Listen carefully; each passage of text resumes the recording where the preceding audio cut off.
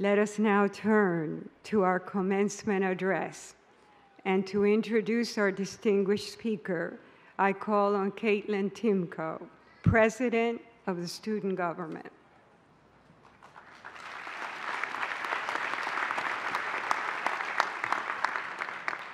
Good evening, graduates and honored guests. On behalf of our students, it's my honor to share this special occasion with you. It is also my privilege to introduce the commencement speaker for this evening. Matt Haley has put the state of Delaware on the culinary map. His success in just 13 years since he started his first restaurant is remarkable. Currently, Mr. Haley owns 8 restaurants in Delaware Beach resort towns: Fish On, Lupo de Mer, Matt's Fish Camp, Blue Coast Seafood Grill, Catch 54, Northeast Seafood Kitchen, and Papa Grande's in Fenwick and Rehoboth. In 2009, Sodell Concepts, the restaurant's umbrella company, was recognized by the international business community for its rapid growth, being named to the Inc. 500 list as one of the top 10 fastest-growing privately held restaurant companies in the world. But while Mr. Haley is passionate about the hospitality industry, he's even more passionate about engaging in the local and global community. In 2011, Mr. Haley founded the Global Delaware Fund to provide goods and services to at-risk children and children in challenging circumstances, both in Delaware and internationally. This year, he has been awarded Humanitarian of the Year by the James Beard Foundation, the National Restaurant Association, and the International Association of Culinary Professionals. Author Ernest Hemingway said it well: "The best person possesses a feeling for beauty, the courage to take risks, the discipline to tell the truth, the capacity to sacrifice." Mr. Haley embodies this definition. I was honored to meet Mr. Haley, and even in that short span of time, it was evident that he is one of the best. From his passion and life experiences, I have been inspired to become my best. Graduates, on this night of your success, I encourage each and every one of you to allow Mr. Haley to motivate you to your best. It is with great pleasure that I present Mr. Matt Haley.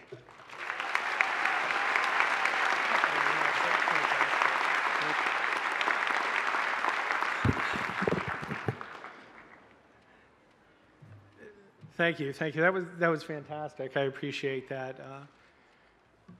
It's an honor to be here. I'm really glad that I can be with you guys tonight. You know, the staff, the faculty, the families, and more importantly, the graduates. It's an honor and a privilege to be here for a guy that, at a time in his life, really didn't feel like he fit in anywhere. You know, and I met a few weeks ago. I got to meet with some of you students in a room over in Dr. Smith's office, and we got to talk about what this night was and what it meant. And I took notes, and we had a fantastic time. There were boys and girls and people, you know, from all over the world in the meeting that day. And it was invigorating, and it was fantastic to see people that have worked so hard to get here, to be able to be here tonight, to graduate, and to be able to feel the greatness behind that. And, you know, and it's a greatness I didn't allow myself to feel for a whole long time in my life. You know, and I took notes in that meeting, and I lost the notes. And so I have to sit here, and what I thought about is I just wanted to talk about honesty. I can't sit up here tonight and tell you what you need to do, you know, but I can share my experience, strength, and hope, and I can share a little bit of my story. And all I can do is tell you the truth about how I've lived my life and how I'm living it today and what's important to me. And what's important to me has become important to a group of people, not only here in Delaware, what I consider the greatest community in the world, but in other communities around the world. And it's very heartfelt, and it feels good. I'm only here tonight because I'm a byproduct of a group of examples, especially this community here. I moved here in 1999. I moved down in 1999, and this community in Delaware reached out, held me, supported me, and has become such a big part of my life and has taught me most of what I know, along with Sister Rosa, Sister Ascension, and Sister Maria, 3 of my favorite people in the world. Thanks for being here tonight.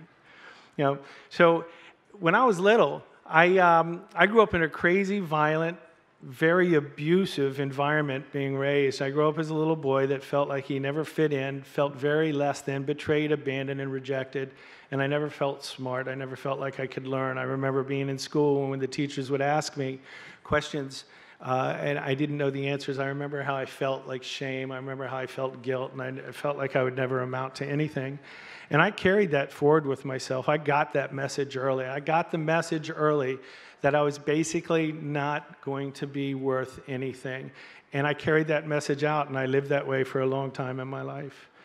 By the time I was 30 years old, I wanted to die. I felt so invalid, so less than, and so inadequate in life that I absolutely was begging God to kill me.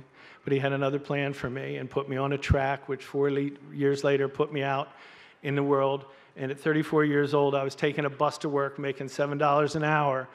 But what I had learned in that 4 years was that I was allowed to have a dream, and I was allowed to believe in myself, and I was allowed to surround myself with positive people, people that would support me, people that would help me, people that would love me, people that would love me till I learned to love myself, people that would believe in me until I learned how to believe in myself.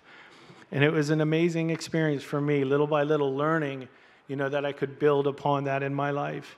And I could tell you, and you can read about it, I can tell you about a lot of the successes I've had. I have a very large company now, and under the umbrella of the Matt Haley companies, we have 27 different companies. We employ about 1,000 people and generate over $50 million a year in revenue for the state. And that